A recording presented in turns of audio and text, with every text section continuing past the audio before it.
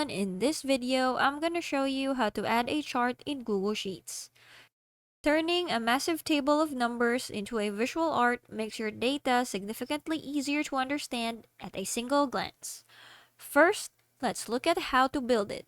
Start by highlighting all the data cells that you want to include in your visual chart. Once your data is selected, head up to the top menus and click Insert. Then select Chart. So as you can see, Google Sheets will instantly drop a chart right into your spreadsheet. You can click anywhere on the chart to drag and move it around your worksheet, or grab any of the corners to make it smaller or larger to fit your layout. Also, when the chart appears, it will automatically open the chart editor pane on the right side of your screen. Under the setup, you can click Chart Type to completely change how your data looks. If you don't want a standard line chart, you can easily switch it into a histogram chart, or a column chart, or a bar chart.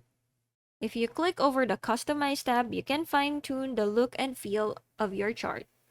What makes this feature truly incredible is that your chart is always in sync with your raw data table. If you realize your number in your table was wrong and you go back to change it, your chart will also change. You never have to rebuild your chart from scratch. And that's it. Thanks for watching.